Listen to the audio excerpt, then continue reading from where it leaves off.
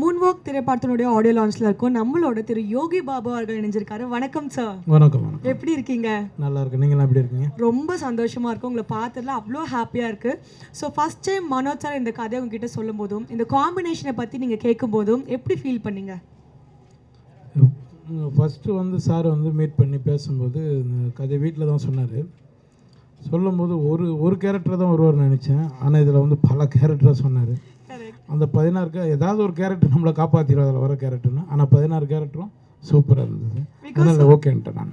So பொதுவாகவே ஒரு கேரக்டர்னால நீங்கள் ஏதாச்சும் ஒரு புதுமையாக ஏதாச்சும் ஒன்று பண்ணிடுவீங்க. இதில் 16 டிஃப்ரெண்ட் கேரக்டர்ஸ்ன்றப்போ உங்களுக்கு அது ஏதாச்சும் ஒரு விதத்தில் கஷ்டமாக இருந்துச்சா? அதெல்லாம் ஒன்றுமே இல்லைங்க.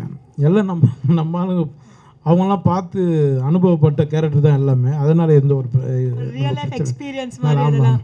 உங்களுக்கு இந்த செட்டில் இருந்த ஃபேவரட் மெமரின்னா என்ன சார் சொல்வீங்க? அவர் சாரோட சிரிப்பு, டைரக்டரோட சிரிப்பு, மனோஜ் சாரோட சிரிப்பு எப்பவுமே சிரிச்சுட்டே இருப்பார். அதான் எங்களுக்கு. ஸோ உங்களுக்கு நீங்கள் இந்த காம்பினேஷன் பற்றி நீங்கள் கேள்விப்பட்டிருப்பீங்களா? ஓகே, ரஹ்மான் சாரும் பிரபுதேவா சாரும் இணைஞ்சு பண்ணுறாங்க அப்படின்ட்டு. அப்போ உங்களுக்கு முதல்ல உங்கள் எண்ணத்தில் வந்த ஒரு விஷயம்னா அது என்னவா இருக்கும்? அவங்க 2 பேரும் ஜீனியஸ். என்னென்னா அவங்க ஆரம்ப காலகட்டத்திலேருந்தே 2 பேரும் ஸ்டார்டிங்லேருந்து பயணிச்சுட்டு வராங்க. இப்போ இடையில நம்ம அவங்களோட ஜாயின் பண்ணுறது ரொம்ப சந்தோஷமாக இருக்குது. இன்னொன்று ஏஆர் ரஹ்மான் சாரோட அவரோட இசையில் நம்ம முகத்தெல்லாம் அவர் பார்க்குறாரு. அதே பெரிய சந்தோஷம்.